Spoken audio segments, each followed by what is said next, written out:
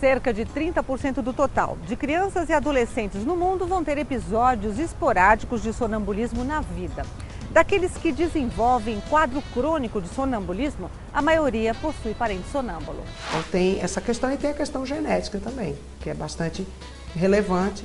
A gente sabe que se repete em famílias, é comum. Em torno de 60% das crianças que têm sonambulismo vão ter um parente próximo que teve.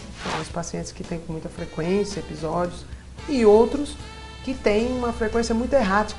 Daí a dificuldade de nós profissionais muitas vezes não conseguirmos identificar o problema, documentar o problema no laboratório. Quando a coisa começa a se tornar frequente, a gente tem bebezinhos que tem 10 crises por noite, aquele bebê que acorda gritando 10 vezes por noite, ou a criança que levanta ou que vai na geladeira, mexer na geladeira 2 vezes por noite ou mesmo toda a noite. Os pais acabam, às vezes, nem conseguindo dormir, porque será que é hoje? Vai levantar? Tem que ficar de prontidão para segurar? Então, se tiver causando um transtorno de sono na família, aí a gente vai ter que intervir. O paciente, não é infrequente, ele acordar após o episódio e ele se perceber em outro lugar na casa, né? Ou em outro lugar do quarto. Então ele começa a interrogar, por que eu saí da minha cama? A criança tem uma amnésia durante esse período porque ela estava dormindo, ela não tinha noção daquilo que ela estava fazendo. Ela pode ficar estressada, mas por que eu estou aqui? Por que eu estou comendo? Aí ela pode ficar estressada e demorar para voltar a dormir. Então, na verdade, ela vai perder um tempo de sono, né? Naquela noite de sono, que pode fazer falta no dia seguinte. Diagnosticar sonambulismo não é tarefa fácil.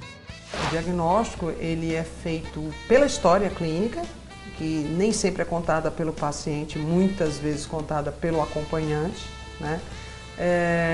E a gente tenta registrar esses episódios. A gente fala que tenta porque, como a frequência em geral é muito errática, é difícil você pegar um paciente que tenha todos os dias o episódio. Se a gente consegue, através da polissonografia, documentar a imagem e as alterações no gráfico, o diagnóstico está fechado em relação a que fase do sono, o que aconteceu, mas o diagnóstico é eminentemente clínico. O sonambulismo ocorre na primeira metade do sono. Ocorre mais no começo da noite. Pode durar minutos e às vezes rapidinhos, segundos. Há ainda o risco de haver confusão com outras doenças do sono. O sonambulismo ele pode ser confundido com outras parassonias, com outras alterações do sono que são da segunda metade do sono e que têm comportamento semelhante. Crises de epilepsia, principalmente à noite, podem ser confundidas com sonambulismo. Aí a importância da polissonografia, porque na polissonografia, no epilético, nós vamos observar um padrão de alterações eletroencefalográficas completamente diferente. Alguns outros distúrbios podem criar condições propícias para o desenvolvimento do sonambulismo. A apneia ela pode ter ampla correlação com as parassonias, de um modo geral. O sono do apneico é um sono fragmentado, muito conturbado, além do que o indivíduo faz quedas na oxigenação. Então é um sono por si de má qualidade, onde se você tiver um substrato propício, né, uma base genética propícia para sonambulismo, pode aflorar as duas coisas ao mesmo tempo. Para confundir a cabeça dos leigos, o sonambulismo pode se apresentar de outras maneiras. Tem alguns pacientes que somente sentam na cama e começam a mexer em alguma coisa, ou que falam também junto com alguma atividade. É uma manifestação de sonambulismo, mas que tem um nome específico, que é classificado hoje de maneira distinta, que é o sonilóquio, que é o falar dormindo. Mas não deixa de ser um comportamento anormal. Depois de diagnosticado, o tratamento do sonambulismo não costuma ser demorado. O tratamento vai variar muito em função da morbidade, do quanto que isso está atrapalhando a vida ou causando até prejuízos físicos, né? Se for o caso daqueles pacientes que se machucam, e tem algumas drogas que podem ser usadas. O medicamento que se usa, que é um único medicamento recomendado, ele tem a função de estabilizar essa caminhada aí no amadurecimento. E a medicação é dada por um período em geral bem curto. É uma medicação bastante segura, que é para trabalhar só enquanto a criança está dormindo, quer dizer que não vai atrapalhar nas atividades do dia a dia. Você tem que perceber se as crises estão muito frequentes e se há um dano maior para o paciente. Se não, a gente pode tentar encaminhá-lo para uma terapia,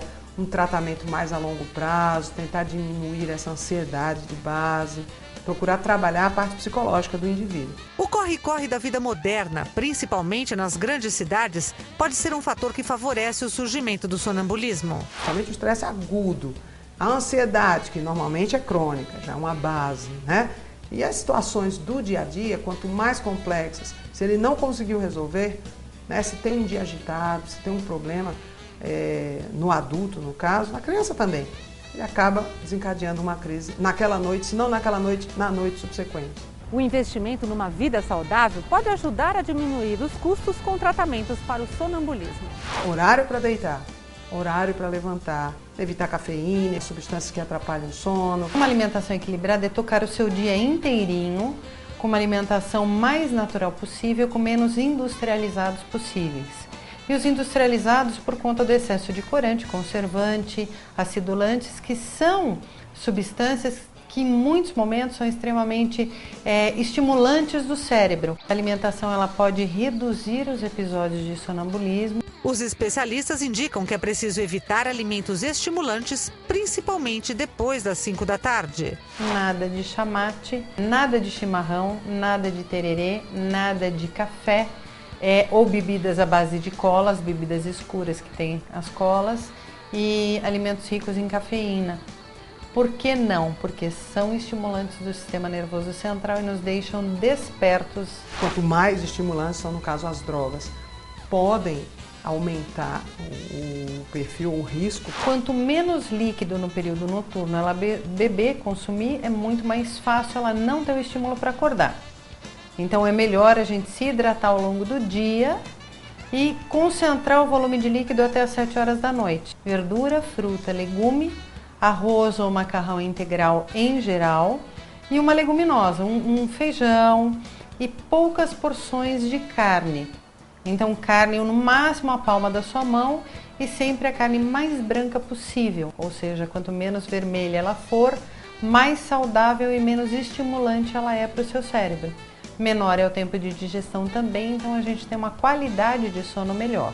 A refeição noturna, baseada em ovo ou peixe, vegetais, principalmente os vegetais refogados, fruta, e de preferência uma fruta de fácil digestão, seria uma pera, uma maçã, uva. E antes de dormir, consumir uma banana aquecida com aveia e mel. Dormir com a televisão ligada pode atrair o fantasma do sonambulismo.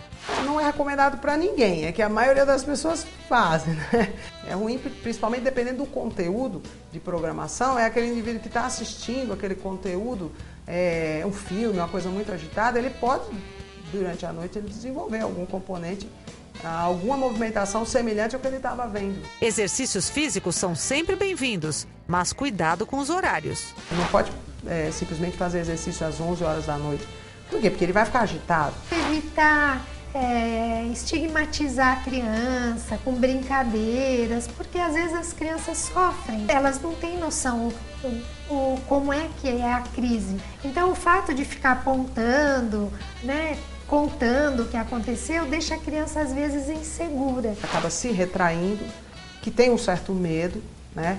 Ele começa a colocar estigmas em si mesmo. Olha, eu não posso isso porque eu sou sonâmbulo, eu não posso aquilo. Em torno de 1% dos adultos vão continuar a ter episódios de sonambulismo. Isso persiste no adulto.